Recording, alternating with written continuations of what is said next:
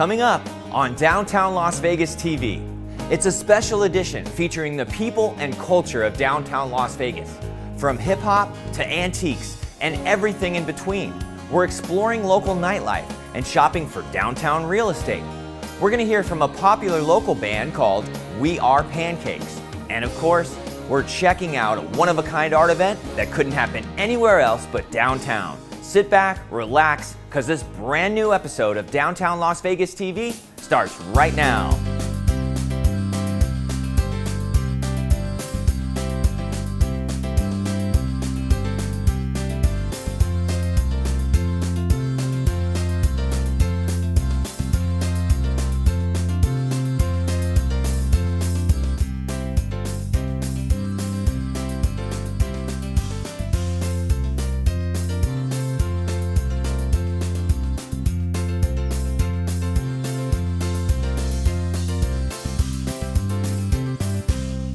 Welcome to Downtown Las Vegas TV.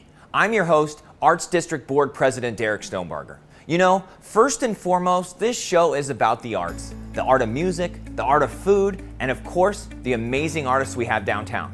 So let's get started right away with an interview between myself and one of Las Vegas's most popular artists. He's sold his work all over the world. We've got some of it here in Rebar on Main Street, but we can hardly keep it in stock. Let's talk to Isaac Zavalking, who's the inspiration behind Recycled Propaganda. I'm so proud to have you, your pieces in my place, and you know, I always say that that trailer will be priceless one day, right? How did you evolve into this? Where did it all come from? Like, how long have you been doing it? It was pretty organic. I mean, it depends how far in the story you want to go back, but to cut sort of a long story short of my history, I grew up in a very artistic household. My mother is an art teacher and an artist, my sister's an artist, my other sister that lives here is like a dancer. So everybody's in a very artistic sort of mindset and field. So I think that sort of gave me the ability to sort of think that way or approach problem solving in that manner. But I never wanted to be an artist because I saw my mom like struggle at art shows and there just wasn't a lot of money in it in England, and there still isn't that much money in it here. But when I moved here, I didn't move here with an intention of being an artist. I came from a graphic design perspective. I moved here thinking I'll do graphic or web design. And like moving countries for me was a very like eye-opening experience, and I had a lot of sort of things that I wanted to say and frustrations that I wanted to get out. So I think that sort of really fed into why I started the art. I started it as just an outlet for things I wanted to say, but I didn't want to say them because I feel like everybody says a lot, but to me, a piece of art says stuff, but it says a lot more. So I felt like that was a better avenue, and it drew on my past experience. So I could use that as sort of a vehicle to say the things I wanted to say in the way I wanted to say them. So I just started making. I didn't have a plan of like, this is what I wanted to do, or I just had a pseudonym of like Recycled Propaganda. Started with like doing a lot of t-shirts and stuff like that, and just like doing designs that from what I observed in society, more or less. And then that just sort of organically progressed into where I am today, I guess. Yeah, Recycled Propaganda started in Vegas, and it was a pseudonym that I thought was important because I wanted the work to sort of be more elevated than just an individual, and I thought a name that had such vivid meanings of both of the words sort of made it more memorable and sort of sparked a sort of thought process off that using my own name wouldn't do, and it gave me a little bit of distance from the work I was creating. And I think that helped me because then maybe the criticism isn't as personal, it's about the work, and then I can still have a home life and I can sort of leave it at home. But yeah, so originally I started under Recycled Propaganda in Vegas 4 years ago actually, exactly.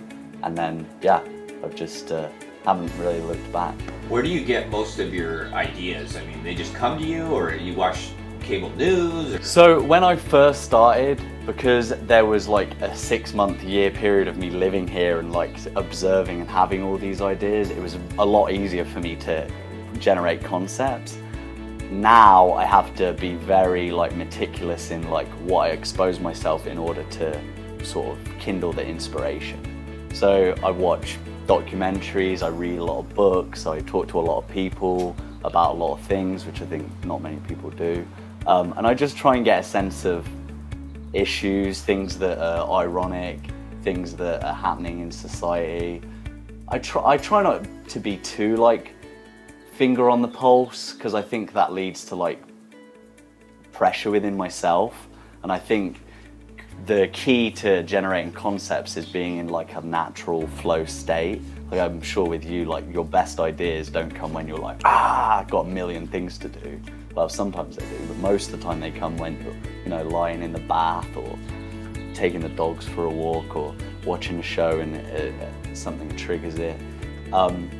So I kind of just try and let myself be open to ideas from, because we're so stimulated in today's society. So I try and just let myself like be aware and open for ideas to come inside me. So like I watch shows, and if someone has a turn of phrase that I like, I might jot it down, and I have a list in my phone of, you know, just phrases or specific ideas or just notions. And then with that list, I'll sit down in front of the computer and just try and hash them out. Sometimes I just spend like 2 hours and don't get anywhere. And other times it's like 10, 30 minutes and I already have a concept that works. So it can be frustrating at times.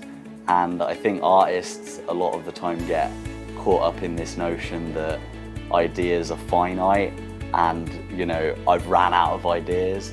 And what I found is kind of the opposite, is like when you're in that relaxed state and you don't put yourself under these time constraints and just let stuff flow and just feed off like intuition, that stuff comes to you and it's more like a fire that's getting kindled. So the more ideas I make, the more ideas I have. But it definitely requires me being quite disciplined with what I expose myself in terms of like stimulus wise. You say that you came here to be a graphic artist? So I just moved, my sister has lived here like 10, 12 years. She moved here to be in the Folies Bergère. So after my master's degree in England, she was just like, why don't you move out here, see how you like it? So I moved here in March 2012 and I worked at London 2012 Games in August. So originally I just planned to be here 6 months. Got here, you know, looked for some jobs, got a job doing graphics for the Crown over at the Rio. And yeah, just loved it, loved the lifestyle and kind of never looked back in that regard. But then once I was here, then it sort of started to change into the art thing, because my job went to part-time, I had free time. I've always had this like burning ambition to do something to like make a difference. And I think a lot of people have that ambition, and I wanted to maybe join the Peace Corps or do all of these cliched things. But I came to the realization that the thing that we should do to make a positive difference should be the thing that we're good at and the thing that we're passionate about. And for me, that's creating. It's not necessarily, you know, always going to be this type of art, but at the moment, that's my, you know, preference in creation. But making new ideas and coming up with concepts and seeing people's reaction to them is the thing that I'm really passionate about. So that sort of was the direction I went towards. And I try not to give too much thought about where it's going, because I think that restricts you. You just got to sort of like, we're always taught that art is a fine pastime, but you can't be a professional artist unless you're like the 1%. So when I moved here and I saw that you could make enough money to live, and living is cheap and everybody's really cool, sort of cogs started turning, and I was like, well, why can't this be my job? And that's sort of the path I've gone down to this point. Yeah, the signs I really like working on because they just have a story already. Before you've even started on them, a lot of the time they have graffiti or something on them. So it's like somebody's done half of the work for you. That's predominantly why I like working on reclaimed stuff, is it already has an integrity and sort of, you know, a story behind it. So it just gives it another layer of interest to me.